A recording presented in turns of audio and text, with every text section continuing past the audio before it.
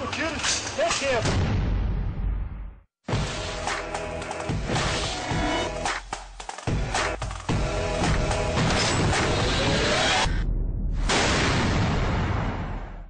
O Contato de hoje está aqui na sede da Polícia Federal em Brasília. Ali atrás estão treinando os agentes do COT, o Comando de Operações Táticas, uma polícia especializada. E é com um desses agentes que eu e o advogado Marcelo Puvai vamos conversar hoje. Vamos lá, Marcelo.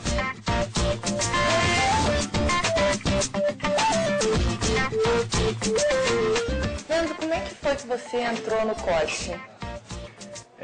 Eu trabalhava em Porto Velho, Rondônia, e recebi um convite do fundador do COT para vir integrar a equipe.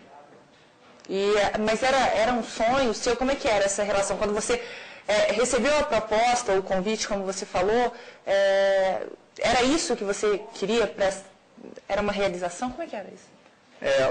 O Departamento de Polícia Federal, ele tem a parte operacional e a parte que trabalha mais com inteligência. As pessoas que são dedicadas à parte operacional, é um sonho delas integrar uma equipe de operações táticas. Uma equipe de elite. Isso. Você imaginava, Marcelo, a gente já deu uma volta aqui fora, você imaginava ser isso? Porque é sempre muito misterioso, né? Isso, é sempre misterioso. A gente sempre... Engraçado que com o filme, aquele filme recente que passou Tropa de Elite, as pessoas começaram a imaginar muito mais sobre o COT, como é que são essas operações, esses grupos de elite. E quando começou, como é que foi que surgiu, de onde veio a ideia? O COT ele partiu, a instituição dele foi a partir de uma comissão parlamentar de inquérito, que pediu a criação à Polícia Federal que se criasse um grupo antiterrorismo, né? Então a base dele foi para combater o terrorismo, né? Então o COT o tempo todo se preparou, o início, né, se preparou para terrorismo e para atuações em outras operações dentro do Departamento de Polícia Federal. Isso na década de fora do terrorismo, né? Agora, e como é que é trabalhar com esse barulho de tiro o tempo inteiro? Porque a gente está aqui gravando, está ouvindo os tiros lá fora, e fica tudo... E não é muito tenso? Não, você acostuma, né? As pessoas que estão treinando o tiro lá fora estão todas com proteção auditiva, né? E a gente aqui dentro do COT, quer dizer, o barulho já diminuiu muito e a gente se acostuma com esse barulho. Todos os dias é esse barulho, então a gente se acostuma, né? Todos os dias tem treinamento de tiro, então? Todos os dias. Todos os dias. Treinamento de tiro, treinamento físico. Aqui em Brasília é mais tiro e físico, então? Treinamento de tiro físico e a gente faz uma parte de paraquedismo também é feito aqui em Brasília. Parte de água, né? A parte aquática, de barco, de mergulho, realizada aqui em Brasília também. São quantos homens no COT hoje? 54 homens. Espalhados no país inteiro ou ficam... Todos concentrados aqui no COT. Porque o COT ele não tem em outros estados. Ele só tem em Brasília. E a partir do momento que você tem a necessidade de ter uma operação especial em qualquer estado, o COT é acionado e essa equipe do COT se desloca para o estado. Tem mulheres que trabalham com vocês, não? Tem uma mulher. Uma só? Uma mulher. E ela faz o quê? Ela é operacional, igual todo mundo. Ela fez um curso de operações especiais do COT e hoje em dia ela integra a equipe tática do COT. Que tipo de profissionais que existem no COT? Há também advogados, médicos, psicólogos, como é que é? Pela formação atual da Polícia Federal, para você ser um policial federal, você tem que ter formação superior. Então, nós temos um leque aqui de formação. Você, por exemplo, é o quê? Eu sou advogado. Advogado não, eu sou formado em Direito. Então, nós temos aqui no COT dentista, temos formados em profissionais de saúde, de educação física. Eles exercem as profissões assim, conjuntamente, atividade no COT ou não? Não. Não tem como, é incompatível. É incompatível. Aqui ele é só... Mesmo que internamente, algum tipo de atividade não consegue ser exercida, não? Não. Aqui a dedicação dele totalmente é para a área operacional. E as especialidades dentro do COT? Mergulhadores, atiradores, o que vocês têm? Nós temos... Todos têm que fazer tudo. Né? Todos os integrantes do COT, eles mergulham. Porque é muito pequeno, né? 50, eu imaginava que era mais gente. 54 então, pessoas. Dentro do universo do COT, todos têm que mergulhar. Mas tem 5 responsáveis por mergulho. Paraquedismo, todos têm que saltar de paraquedas. E são 4 responsáveis de paraquedismo. Assim como explosivo, assim como o atirador de precisão. Então, são áreas separadas. Né? Agora, você, por exemplo, assim como os seus colegas cada um deve se destacar numa área. Certo. Né? E isso é levado em consideração na hora de montar uma operação? Porque você ter afinidade com alguma área específica.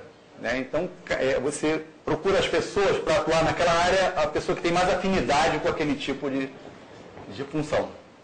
Uhum. E como é que é a troca de informações com outras polícias de outros países? Sim, o COT, ele o tempo todo, a gente procura fazer curso fora, procura ter instrução fora, oferece os cursos de formação do COT, são oferecidas vagas para instituições policiais do mesmo gênero para vir fazer o curso aqui. Então a gente está o tempo todo reciclando. Né? Todo ano a gente está mandando os policiais para fora para fazer um curso de atualização, de aprendizado, para trazer técnicas novas para o COT. E consegue-se muita coisa lá fora? Você tem uma comparação para fazer? Tipo, olha, a nossa polícia ainda precisa avançar muito, ou a polícia lá de fora precisa avançar muito? Nós não temos deficiência nenhuma, comparando com polícias de primeiro mundo, né? Com grupos especiais de primeiro mundo, a gente chega à conclusão que a gente conversa a mesma linguagem e são as mesmas técnicas que são empregadas aqui, são empregadas fora. Então a gente está no mesmo nível dos policiais internacionais. Operações táticas não é um termo muito subjetivo, assim?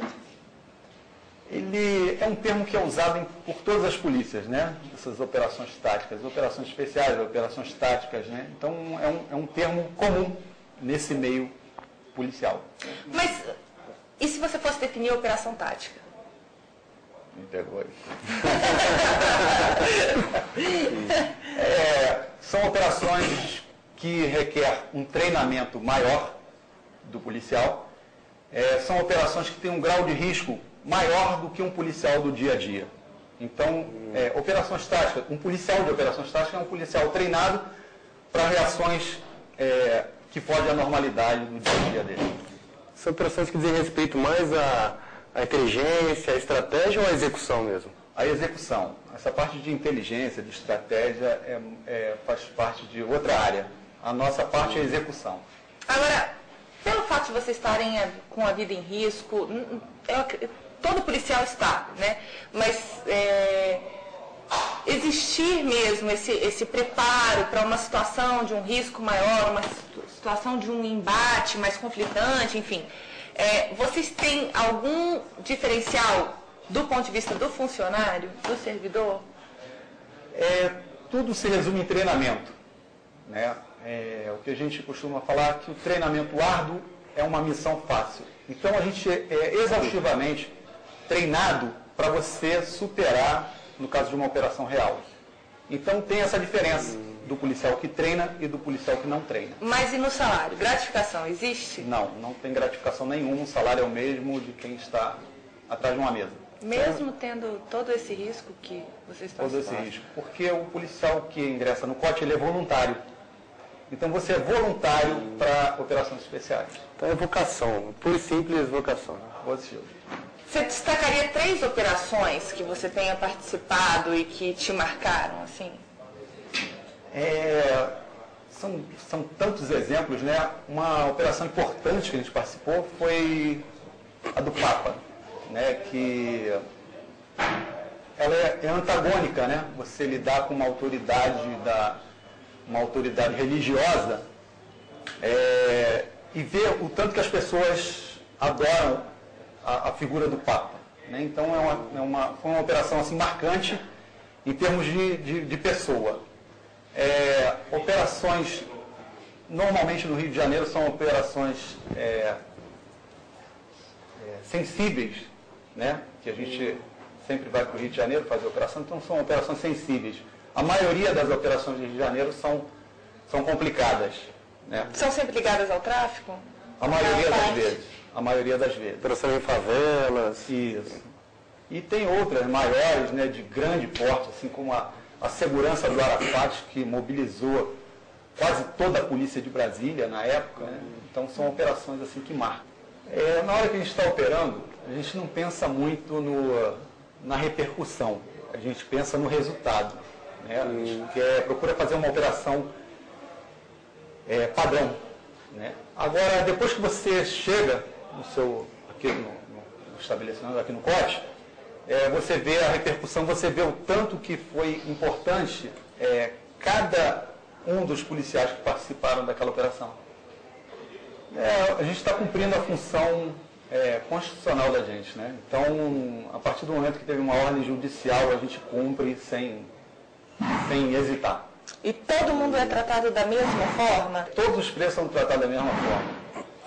Eu queria discutir isso com você, a questão da preservação dos direitos humanos, porque muito frequentemente a polícia, de uma forma geral, aí não só a questão da Polícia Federal, mas o debate sobre os direitos humanos, sobre a preservação dos direitos humanos, ela envolve as operações das polícias como um todo.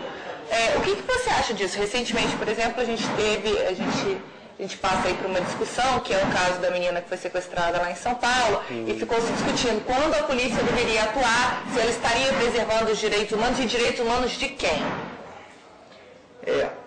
O treinamento da gente, ele é todo feito para preservar a vida, né? O tempo todo o nosso treinamento é feito para preservar a vida.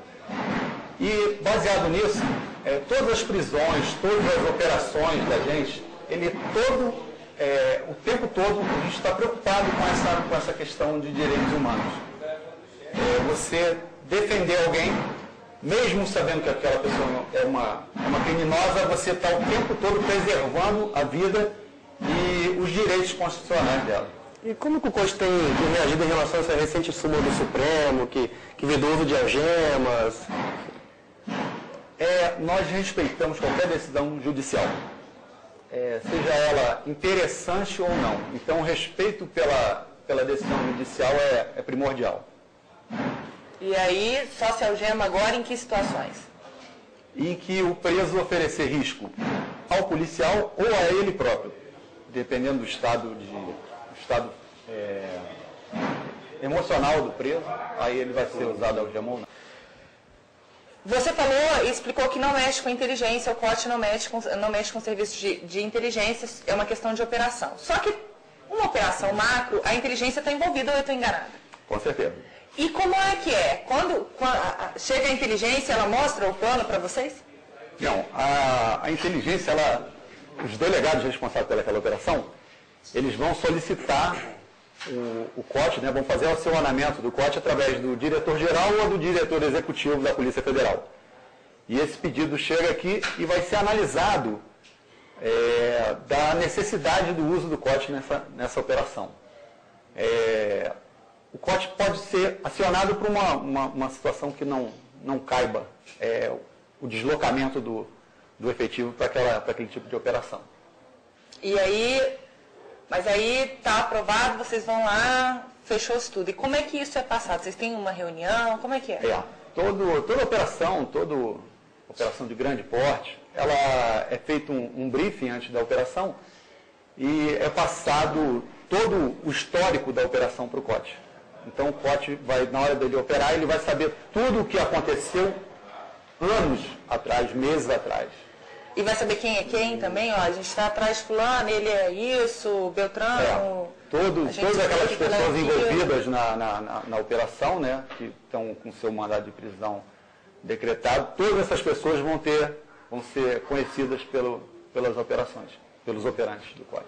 Leandro, você tinha dito que o COT nasceu a partir de uma iniciativa em se combater o terrorismo. O COT já participou de alguma operação antiterrorismo? Ainda aqui no Brasil, né? Então, a criação dele foi voltada para essa área. Mas a Polícia Federal necessitou, nesses anos, né? Você não pode deixar um grupo à mercê de terrorismo. Então, todas as operações de entorpecente, operações de crime contra a União, então o COT é usado em todas essas operações que oferecem risco. Ele não é usado só em terrorismo, é usado para essas áreas também. Eu me recordo, não sei se eu estou errado, me parece que houve um sequestro de um avião em Goiânia, uma vez, e o COT teria atuado no sentido de resgatar esse avião. Como é que foi essa operação? Esse sequestro foi em 1988 e foi o primeiro sequestro que o COT participou. Um resgate de um avião da VASP. E como vocês lidam com essa operação de risco, assim? Porque, com a arma na mão, tendo que, assim, olha, cada segundo pode ser diferente, eu posso ter que atirar e tirar a vida de uma pessoa. Vocês têm acompanhamento médico com isso? Nós temos um acompanhamento psicológico aqui no COT. E toda operação, depois da operação, é feito um debrief. Com menos de 72 horas é feito um debrief aqui no COT. E todas essas situações a gente procura conversar. A equipe que participou dessa operação, toda ela vai conversar sobre esse assunto. E nesse debrief é detectado sempre se alguém teve algum problema em relação a isso, né? E essa pessoa vai ser encaminhada ao psicólogo. E fora isso, continua ele é frequente o acompanhamento psicológico? Ele é frequente a partir do momento que a gente aciona, que a gente pede. É bacana isso, né? É bom, excelente. Um trabalho assim que a gente... O homem de operações especiais, ele procura ser rústico, né? Ele procura ser firme. Mas um acompanhamento psicológico ajuda ele no dia a dia, né? Nas operações, no seu dia a dia. Você falou que o homem, ele procura ser firme. Não, na verdade, ele precisa ser, né? Porque a gente tem um treinamento que vocês passam 36 horas só aqui no Lago Paranoá. Não é fácil, né, Marcelo? É uma sobrevivência na água, né? Então, o policial fica sem comer e fica no meio do lago 36 horas, à mercê do tempo. Essa coisa de limite, testar o limite do homem, o limite não só físico, como também psicológico, até onde ele vai, isso é muito justificado nas Forças Armadas e também na polícia? A gente trabalha com operações especiais, então o tempo todo a gente é colocado, a parte física da gente, psicológica, é colocado em xeque. Então é interessante, a gente não chega nos limites máximos, mas a gente chega no patamar de sobrevivência, o patamar de fome, de frio. O treinamento físico é bem conhecido, vocês fazem treinamento na selva, na água, na caatinga, e o treinamento psicológico, enfim, vocês são colocados também em situações de extrema pressão, de extremo estresse, você tem que aprender a lidar e a coordenar isso? O próprio treinamento do dia a dia do policial aqui do COT, ele já leva a esse treinamento psicológico, né? Uhum. Você já pensou em desistir? Não. Nenhum momento? Ainda não. Qual foi o momento de maior tensão que você passou? Não tem, assim, de maior tensão não tem. Quando que o agente Leandro fala, olha, agora é para valer, agora não tem mais? A partir do momento que a gente prepara o material da gente e sai para viajar. Nessa hora você incorpora, vem à cabeça todo aquele treinamento que você fez, toda a sua vida policial. Então, a partir do momento que a gente entra numa viatura, num avião, num helicóptero, saiu do COT para ir para uma missão, a gente incorpora esse policial. Você sempre quis ser agente da Polícia Federal? Esse sempre foi seu sonho, seu projeto de vida?